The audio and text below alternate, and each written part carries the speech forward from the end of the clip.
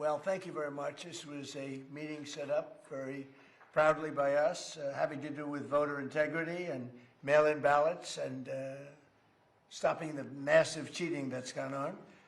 And so we're going to be signing an executive order. It's, I believe it's foolproof, and maybe it'll be tested, maybe it won't. I think it's very obvious what's said. And I'll ask Will Scharf to start off, attorney, a great talent, a very brilliant young man, and if you could discuss it, and then I'm going to ask Howard Lutnick to say a few words, and then I'm going to sign it, and we'll take a couple of questions. Okay? Thank you.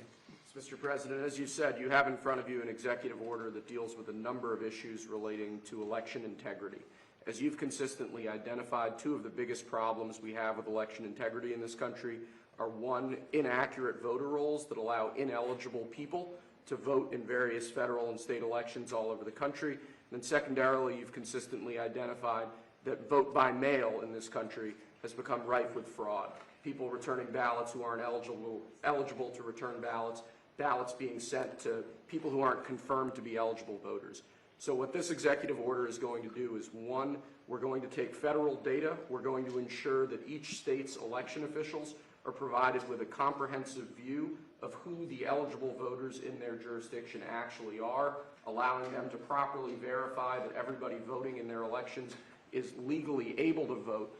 And then it orders the Postmaster General, the U.S. Postal Service, to take bold new measures to verify that ballots both being sent to people are being sent to people who are eligible to vote, and then that ballots being returned are being properly returned by eligible voters only. And we believe that combined, the measures in this executive order will help secure elections in the future and ensure that the many abuses of our election system in the past aren't repeated in future elections. Right. Howard? So the fundamentals of our democracy are built on voter integrity, right? We all need it. You've said it time and time again. It's a total agreement amongst everybody. So here's the idea. The states, right, run these elections. They will, if they want to use the U.S. mail, the U.S. Postal Service, they're going to get a code, a barcode from the U.S. Postal Service, and they're going to put that on the envelope, and we will have one envelope per vote. None of this time where we have no idea, there's no observers to mail, there's no envelopes, there's no certainty. That's all going to go away, and what the president is doing today is he's going to make sure that mail-in ballots are safe, secure, and accurate, and will have a clear distinction. If you voted by mail, you will have it on the envelope. Obviously not on the ballot, but on the envelope. So we will know 1 million mail-in ballots. There'll be 1 million envelopes, and you'll be able to know exactly, correctly, that citizens voted. And this came up with some great legal minds. They looked at the various documents and everything that was going on, because the cheating on mail-in voting is legendary. It's horrible what's gone on. And it's very clearly covered, very, very clearly. So I think this will help a lot with elections. We'd like to have voter ID. We'd like to have proof of citizenship, and that'll be another subject for another time. We're working on that. You would think it would be easy. It's a 98% issue for Republicans. It's 86%. The thing just came out, a poll, and it's 86% with Republicans and Democrats, not leaders, because the leaders of the Democrats cheat. And the only people that don't want to do voter ID are people that cheat. There's no other reason for it. Proof of citizenship, they want to be able to cheat. There's no reason. They have all sorts of reasons, excuses, but it's all nonsense. They want to cheat. But the Democrats themselves are very high. It's a very positive, very, very good thing. The Democrat voters, the Democrat leaders, guys like Schumer, who are corrupt, they want to use it for cheating because their policy is so bad with, think of their policy, open borders for everybody, where people pour into our country from countries all over the world. Think of that. You look at, just take any issue, take anything. Everything they have is so crazy. But the fact that they don't want to sign voter ID is another issue. It's a big issue. The fact that they don't have proof of citizenship, that they want transgender for everybody, that they want men in women's sports. So the only way, they assume, the only way they can win is to cheat. When you have men in women's sports, it's fine, it's wonderful. By the way, I worked very hard with the Olympic Committee and got that terminated for the Olympics. Very nice. Now, girls won't have to get beat up in the boxing ring like they did last time. If you saw those fights, two people that transitioned beat the hell out of everyone, out of other people, women. It was not a pretty sight to watch. So I worked very hard with the Olympic Committee, and we were able to get that out. So the Olympics will not have men and women's sports. But these are the things that they vote on, and that's why we're having a problem with them. They don't want ICE because they don't want people to be taken out of our country that are murderers, that are drug dealers, and that are people from mental institutions, the criminally insane. These are not nice people. And it's amazing. It's not even believable. If you go back 12, 13, 15, 20 years, that we even have to bring up a subject like there will be no trans mutilation. We don't want any transgender mutilization of our children. We don't want to have people pouring into our country from other countries all over the world, where prisons are opened up. All over the world, they're opened up, and they pour into our country. Murderers. 11,888 murderers. Think of that. We got many of them out. And by the way, Washington, D.C. just set a new record for safety, and I'm sure you know that, because, Peter, when you walk down the street, you're not mugged lately. But it's a very safe city now. We took great pains to make it that way, but it actually happened pretty quickly. Within 3 months, it was good. Within 4 months, it was very good. Within 5 months, it was great. Now it's better than it ever was. And so Washington, D.C. is now considered a very, very safe city. We removed almost 4,000 people, just so you understand. You know, an interesting stat is that 2% of the people create more than 90% of the crime. And the good thing about that is when you get rid of 2%, it's not that many, you don't have a lot of crime.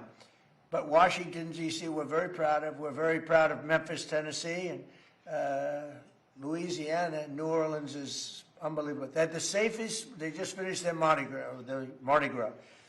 They had the safest Mardi Gras in 58 years. The governor just called me. Jeff Landry just called me. He said, it's the safest Mardi Gras in 58 years because of us. And really, Chicago should call and say we'd like help. New York should call. They've had a lot of problems that we want help. Los Angeles should call and probably will. I think they have to. Now, we're going to have to do something when it comes World Cup time, and we're going to have to force ourselves upon them, which we have the right to do, because we don't want to have any crime. We don't want to have any problems for the Olympics and the World Cup, and even for 250. So with all of that, I'm very happy to be signing the voter integrity, and I think it's going to be really great. So if you don't mind, I will take some time, and I'll make this signature absolutely perfect, so it looks very good. So far, so good.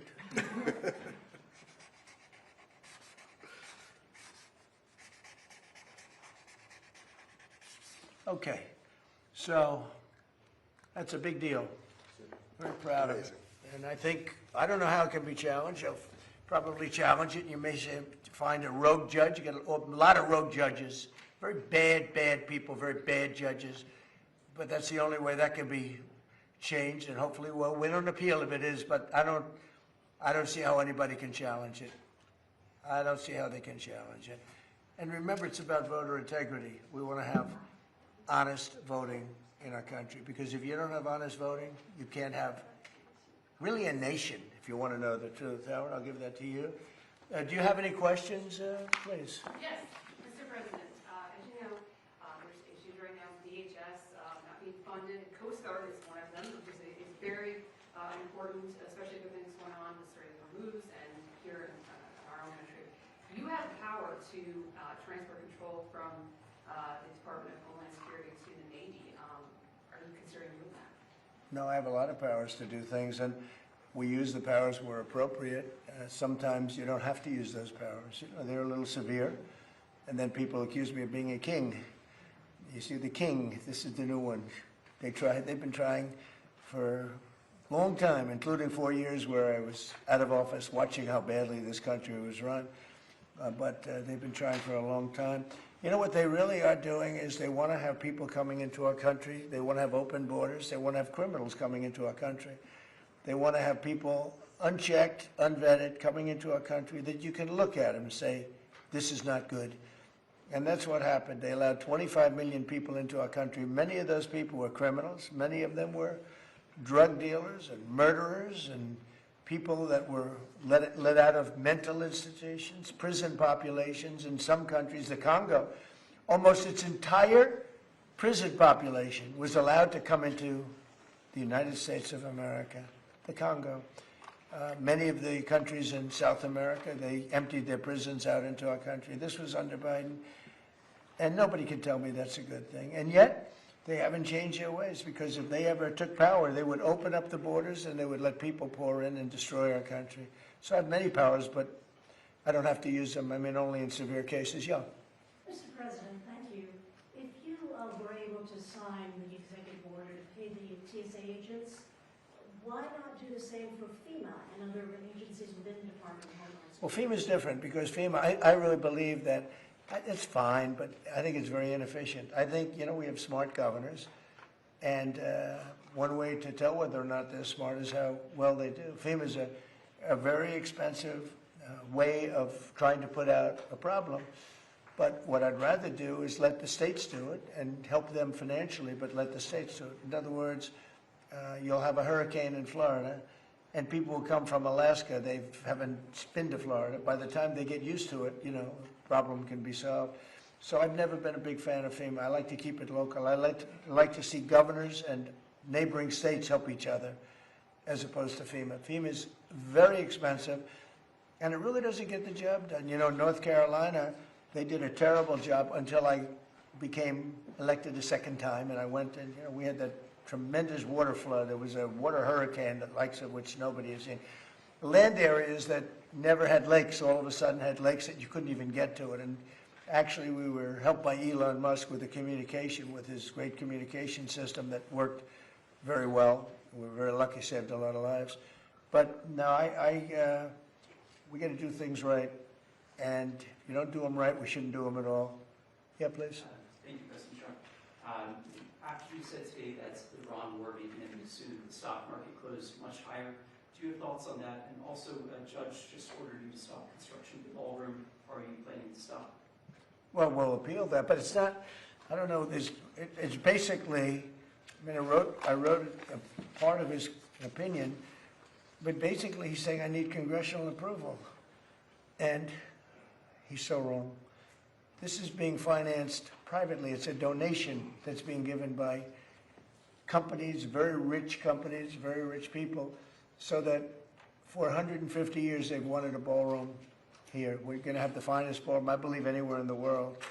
And he said, we need congressional approval. Well, they don't get congressional approval from the White House. When they do things, they don't, especially when we didn't ask for any tax money. We have no tax. This is taxpayer-free. We have no taxpayer putting up 10 cents. And I see right here, I just wrote it out, he said, we need congressional approval. Well, we built many things at the White House over the years. They don't get congressional approval when they build in the White House. It's totally separate. And especially when it's a donation. I mean, the ballroom is a donation. It's gotten great reviews. People love it. And presidents for 150 years have wanted this ballroom to be built, because when we have President Xi or other presidents or prime ministers coming, we don't have a big room. We have the East Room, which is very small. And he said we need congressional approval. He also said, but this is positive for us, I'm allowed, that meaning we are allowed to continue building as necessary to, let's see, what is that? To cover the safety and security of the White House and its grounds. So it says here very carefully, the safety and security have to be protected of the White House grounds. Well, that's what we're doing, because everything's bulletproof glass, et cetera, including the ballroom. And then it goes construction and all of the things necessary. It says personal safety of the president and his staff are a part of that. So it talks about that we're allowed to continue building. In other words, he put an order on, and even that he gave 14 days. We don't need it, because that's what we're doing. He's allowed to continue building as necessary. And when it talks about the safety and security of the White House and its grounds. So just so you know, I wrote some of the thing down. We have a drone-proof roof, and it talks about the president and his staff. Well, we don't have a lot of bulletproof glass. The White House was built a long time ago. This has the highest level of, in fact, they call this grass, the glass, it's bulletproof and it's ballistic proof. It's very thick. It's like that. And it's going 45 feet high, and every window is covered, every door is covered. The roof is drone-proof. We have secure air handling systems. You know, bad things happen in the air if you have bad people. We have bio-defense all over. We have secure telecommunications and communications all over. We have bomb shelters that we're building. We have a hospital and very major medical facilities that we're building. We have all of these things. So that's called, I'm allowed to continue building as necessary. So think of that, for the safety of the president. So we have all these things. So on that, we're okay. Where he's totally wrong, and he made, you know, a statement that's fine, but I'll give you an example. You have right here $300 to $400 million, depending on finishes. If I use very expensive marble, if I use very expensive wall coatings, if I could bring it up to 400. Otherwise, we're right now ahead of schedule, we're under budget. But depending on finishes, from $300 to $400 million are being given by great people, people that you all know. Rich people, rich companies, big companies. They wanted to see this built because every president, literally for 150 years, has needed a space like this. Many of you have gone to the tent when we have a president of a big country or somebody being honored of great distinction, and they sit in a tent, and if it rains, you get soaked because the grass gets wet here very fast. It's a wet area. They used to call it a wetland, but I guess they don't do that for the White House, but it's essentially a wetland. And when it rains, you're in trouble. The water can go up to 3 to 4 inches over their shoes. That's not a good feeling for who was Prince Charles, who will be here next couple of weeks, is King Charles, who's a great guy. We don't want him to sit in a pool of water. And they've been wanting this for 150 years, and we're building it, and it's covered perfectly. What's not covered perfectly is the fact that the judge said we need congressional approval. Many things have been built in the White House. They haven't gotten congressional approval, especially when the money is being not put up by the taxpayer. The taxpayer's not putting up a dime. This building was necessary for many years by the fact that I've built many ballrooms, and I built many things, and I know how to build. I'm not building the Federal Reserve where the guy's spending $4 billion for a tiny little building. $4 billion for the Federal Reserve building. That contractor is going to be one of the richest men anywhere in the world after he finishes the Federal Reserve. The man is totally incompetent. Jerome, too late, Powell, is totally incompetent. And he's got to get out of office pretty fast. He's doing a bad job, but he's also done a bad job in shepherding the construction of that building. Do you know they ripped down a part of that building, and it was they say it's one of the nicest buildings in Washington. They ripped it down. So we feel, and we don't feel, we know that congressional approval is not necessary to put up a ballroom. And many things have been built on the site, they've never gotten congressional approval. And especially when the money is all put up. This is all donations by people that love our country, that love the White House, and that feel it was very necessary. Mr. President, a couple of questions for you on Iran, but first one that affects Americans here at home, gas prices. Today they hit $4. We have $4, yeah, and we have a country that's not going to be throwing a nuclear weapon at us in 6 months. But Americans are feeling the effects in the interim of and this they're also operation. feeling a lot safer. What is the plan to bring them back down? All I have to do is leave Iran, and we'll be doing that very soon. And they'll become tumbling down. And stock prices were up today almost to a record because they know two things. Number one, we have a safe country. We had to take a little detour because we had a madman named Khomeini who sadly is no longer with us. and we had regime change already. We've knocked out one regime, then we knocked out the second regime. Now we have a group of people that are very different. They're much more reasonable, I think much less radicalized. We have had regime change. We're dealing with people that are much more rational, and it's amazing what we've done. We had to make a little detour. So when the stock market broke all records just a few weeks ago, when it hit 50,000 on the Dow, 7,000 on the S&P, I said to the American people, it's time that we have to make a little detour because we have a madman that wants a nuclear weapon, and if we didn't knock him out with a B-2 bomber, we would have a nuclear weapon right now. It would have been used before today, and you may not be standing there asking that question, okay? So I think we have a country that understands that. I see CNN did a poll, and they talked about voters or MAGA voters, and my poll came out at 100%. Nobody covers that poll. They had another poll was at 92% approval. I think that the people understand it.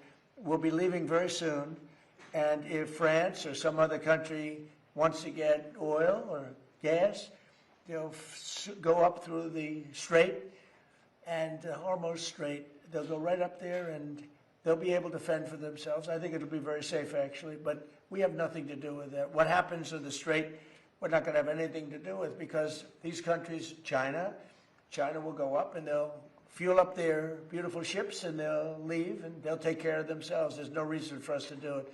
We hit them hard. We got rid of a lot of the radicalized lunatics along the Strait.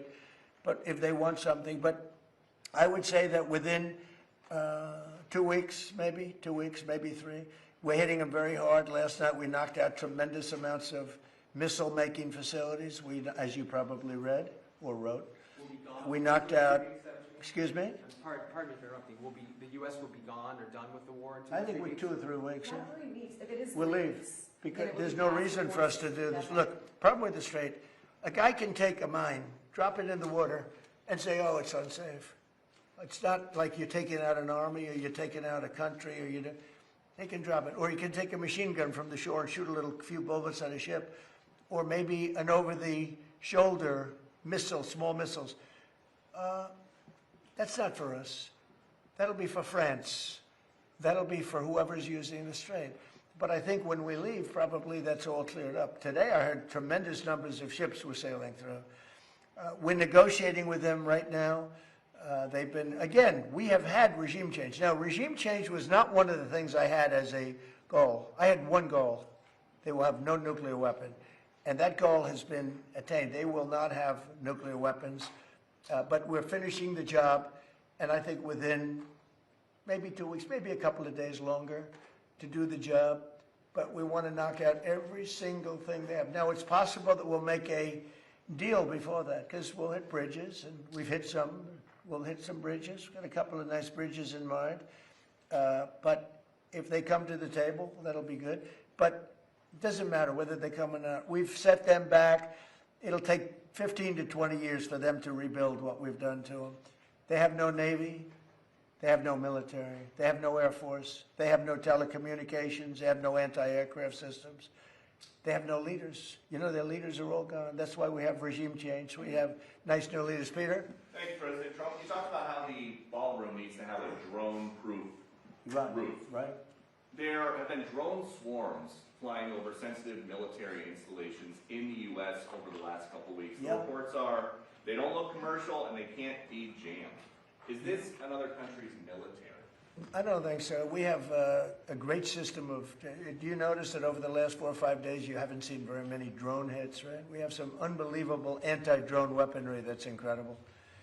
But you want to have, like, for instance, the ballroom. We have a very powerful steel roof with other things in it. And you want to have, if you're building a building for security, just like his judge's opinion, you have to have security for the president and his staff. You need heavy, strong ceilings. You need seriously thick, bulletproof, ballistic glass. And we have that. Other buildings don't.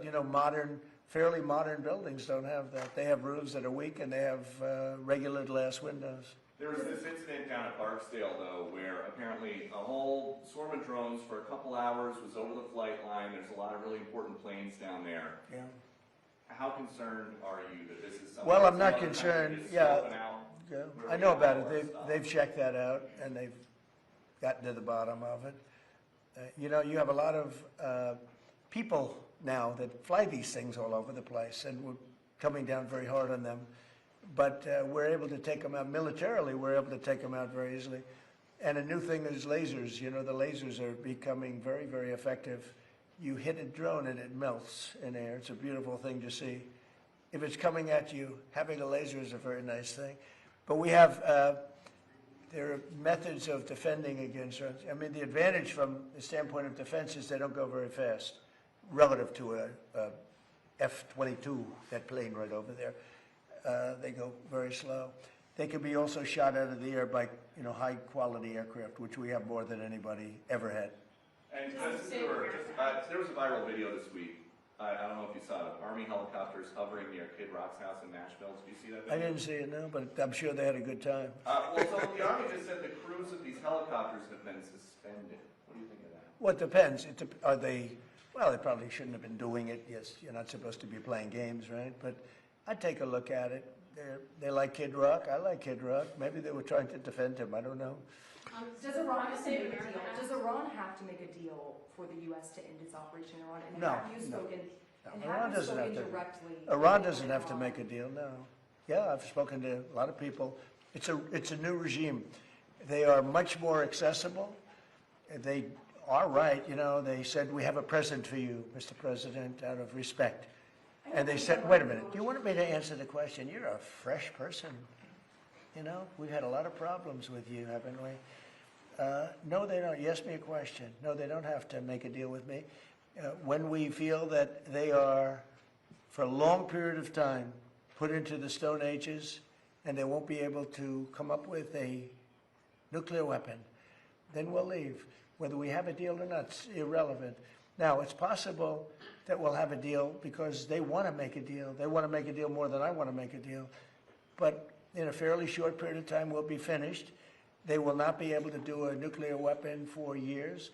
And when they are ready, maybe in a long time from now, able to do a nuclear weapon, you'll have a president that will be like me in that he will go there and he'll knock the hell out of them again because they cannot have a nuclear weapon. They are very radicalized people.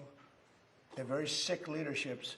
And I will say, though, that the leadership we're dealing with now, with the new regime, because we have a new regime, and the new regime is much better than the past. Yeah.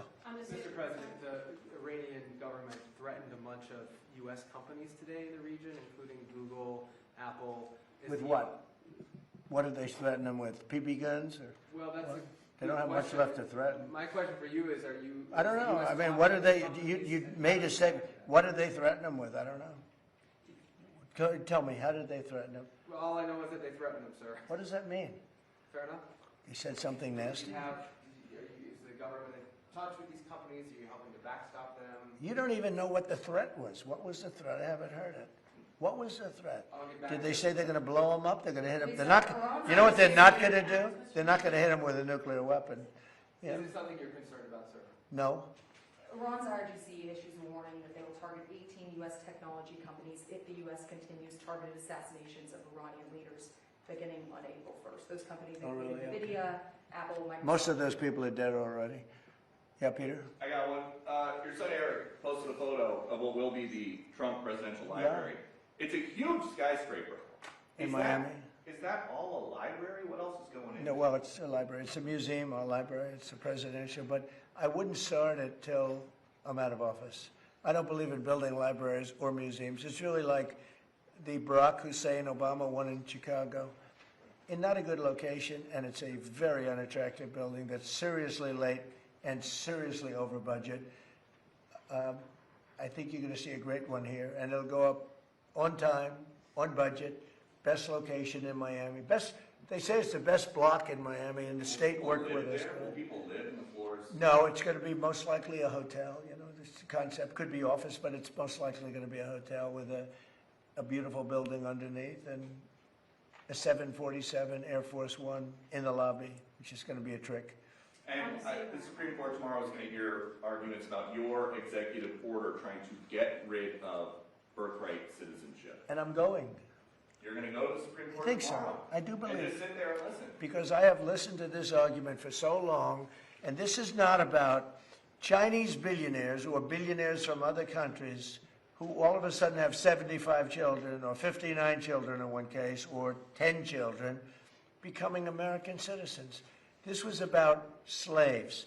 And if you take a look, slaves, we're talking about slaves from the Civil War, and if you take a look at when it was filed, all of this legislation, all of this, everything having to do with birthright citizenship, it was at the end of the Civil War.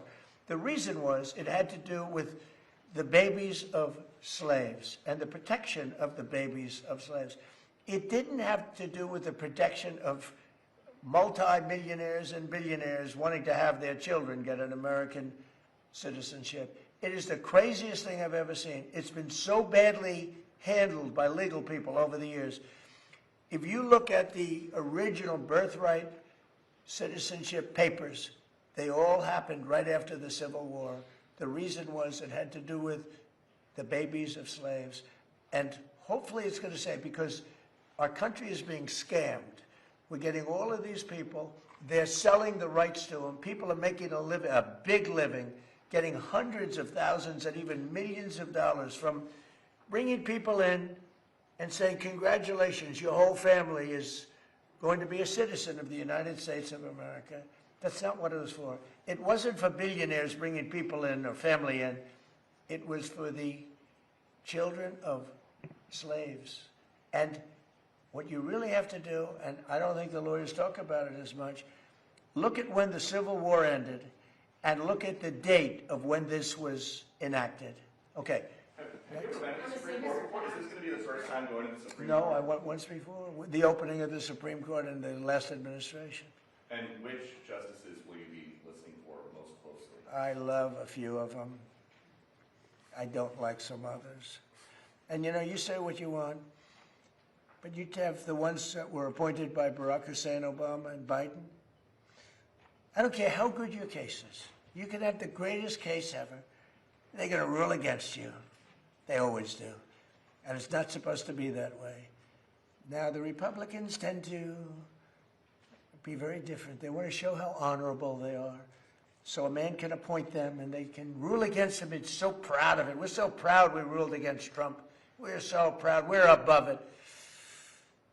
There are those that say that's wonderful, and there are those that say they're so stupid. But the Democrats never fail at one thing. When Barack Hussein Obama or when Biden appoints somebody, they go along that line. You can have the greatest case in history. And almost, I guess I have to say almost, maybe I don't have to say it, almost without fail, those people, 4 of them, sometimes 5 of them, but 4 of them will vote against you. You don't have a chance. You don't have a chance. And that's not what the court system is. Now, the Republican appointees tend to go, and this has been long before me. This has been for many years. Some people would call it stupidity. Some people would call it disloyal. Some people would say they're right in doing it. And I don't mind being right, but the other side almost never does it. Almost. I think you could find maybe a couple of instances. Almost never does. When a Democrat appoints a judge, and I'm talking about judges, not just justices. You go before some of these Democrat judges in Washington, D.C., and you don't have a chance. That's why I gave pardons to hundreds of people that were so badly treated, having to do with J6. Yeah? President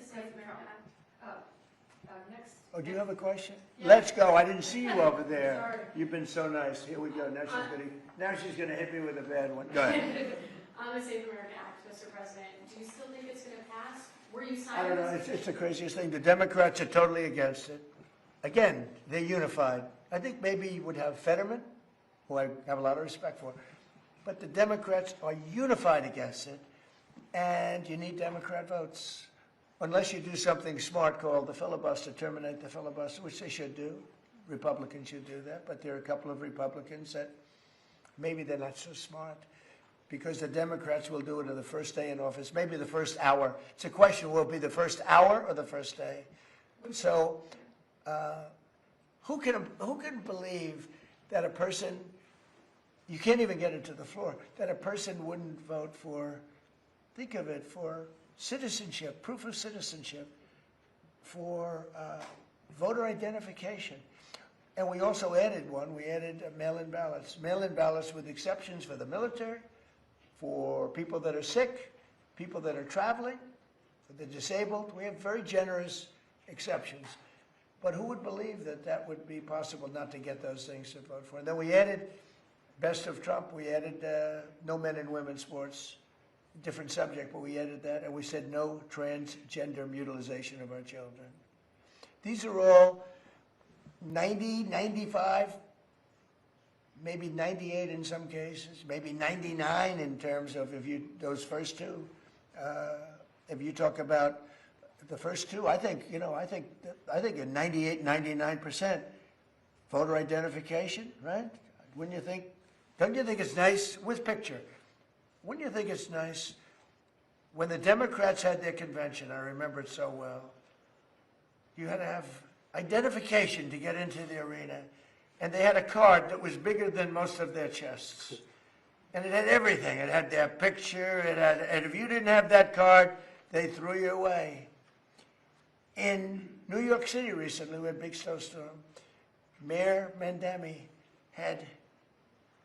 he called out for people to shovel snow, but you had to give identification with picture. If you didn't have, and it wasn't one identification, you had to have two. So to shovel snow in New York City, you need identification, double with picture. But to vote, which is maybe our most cherished thing, you don't need. They don't want voter ID, the Democrats, because they want to cheat. The problem is we need their votes. In order to get it, you need their votes. And look, they know their policy is so bad. They know that if they gave those votes, they might never win another election. So they're fighting like hell. They're actually fighting for their survival, because their policy, the Republicans have great policy, smart policy, strong borders, low interest rates, low taxes. We just gave you the largest tax cut in history. All these great policies, we want a strong military. Look at our military. We have the strongest military. Look what happened in Venezuela. It was so incredible. People said the greatest military maneuver they've ever seen. Look what's happening in Iran. We're totally unchecked. Everything's been bombed out. They have no anti-aircraft protection. They have no nothing. They don't have anything. Look at our military. The Democrats don't want that. And when I read the fake New York Times, you take a look at it, it's like, oh, they're putting up a good fight. They're not putting up a fight. They're not even shooting at us, okay? We have planes are just ruling the sky. We have airplanes. Those two.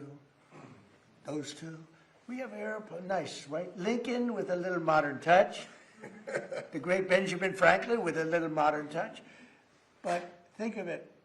They are roaming the skies over Tehran. They're not even being shot at because their equipment's been totally decimated. They have nothing to shoot. They have no Navy, they have no anything. And just think about this. They have no Navy. They have no military. They have no nothing. They're losing. They admit they're losing. They're begging to make a deal. And if you read the fake New York Times, a corrupt newspaper, where I'm suing them and I think I should do very well, but you would almost think, who's winning? It's so fraudulent. But just to finish up with the New York Times, if you read the New York Times prior to my election victory, including the first one, and the second one too, I won 3 times. I won 3 times convincingly. But let's go to the third victory. If you read the New York Times, you would say, oh, Trump's going to lose. But I won in a landslide. I won the popular vote. I won the Electoral College in a massive number, right? Massive. I won the counties, 86% of the counties I won. All of these different things. Winning the popular vote for Republicans, pretty amazing. But if you read the New York Times for months and months and months, you were hearing, oh, Trump is doing so badly. We have to straighten out our media. The reason their circulation is way down, the New York Times circulation, has gone way down. Washington Post is almost extinct. The papers that are being dishonest, papers generally, people don't believe the media. And to finish, I got 93% bad publicity. Some people say 97, but between 93 and 97.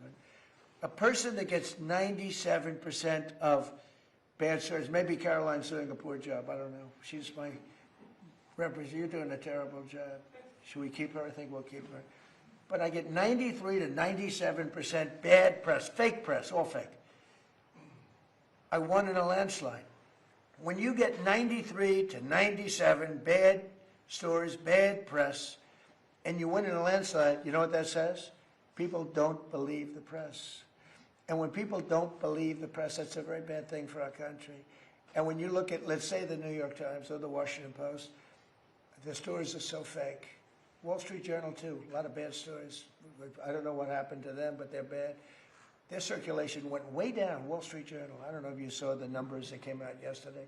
New York Times, way down. Wall Street Journal, way down. Washington Post, #1, way down. Because people don't believe them anymore.